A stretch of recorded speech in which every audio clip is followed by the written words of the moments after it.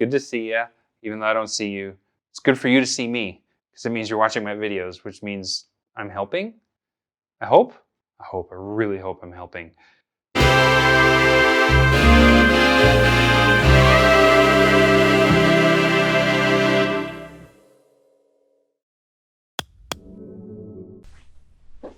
Howdy, and welcome to the new studio. I just want to let you know that I filmed most of this in my old studio, but now I'm in a new studio, but I didn't want to delete the old stuff, didn't want to refilm it.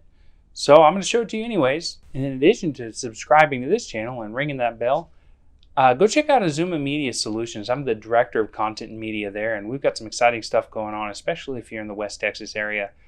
Anyways, more of this. I just made a video about my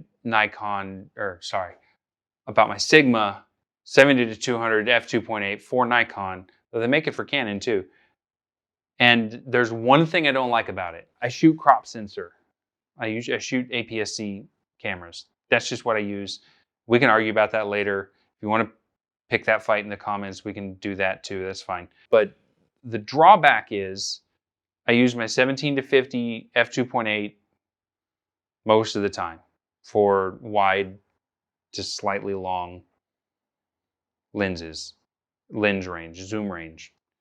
But then you've got the 70-200, which means I'm missing like a range of 30 millimeters in the middle, 20 millimeters in the middle between 50 and 70, which means I change my lens a lot, which is annoying. It's annoying. And there is a solution between those that's brand new that you can get at Amazon or wherever, and it's the Sigma 50-100 f1.8. The issue with that is that it's phenomenally expensive. So I would love to get it. I plan to get it someday, but not today and not anytime soon. In the meantime, I want to get that zoom range covered. So I found this. It is the Sigma 50-150 f2.8, not 1.8, 2.8 APO DC HSM. And so it's a crop sensor lens, unlike the 70-200, and it covers that gap between 50 and 70, and then a little longer, all the way out to 150. Things I love about it. Reason number 4, I love Sigma products. I just do. Unapologetically, I love them. That's not to say they are the only good lens manufacturer out there, but they're a good one that I love, that I'm kind of loyal to because that's what I use and I like it. Number 3, it's fast. It's f2.8, which is good. And you know, I just got to be honest with you, especially on a long lens.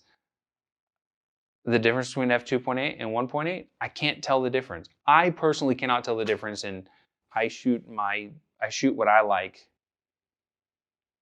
and then try to sell it. So I just can't tell the difference between 1.8 and 2.8, and it's a stop and a third of light, which I've never, as long as I've had this, had a problem, because a lot of my portrait work is with flash, so most of my photos are at ISO 50 or ISO 100. So it's plenty. It's plenty. And then number 1 thing I like about it is it's cheap. It's cheap.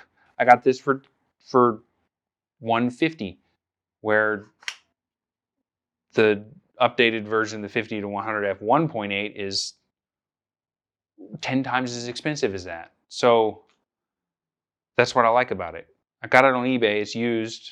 I get most of my stuff used. If you want to know why, there's another video about that. So there are a couple of things I don't like about this lens. One is that it doesn't have optical stabilization. Frankly, I went most of my life without optical stabilization. I've been shooting like 16 years or so, and only in the past couple of years have I used optical stabilization. But it doesn't have optical stabilization. The other thing, and more importantly, is in live view, autofocus just doesn't work, and I don't know why. I don't know why. It's just weird, and it doesn't work in live view on Nikon cameras. But other than that, great lens. And it'll get some fantastic images. Here's some pictures that I took with that, and maybe video of me using it. Do I have video of me using it? Anyways, Thank you. God bless you. And we'll see you next time. Bye.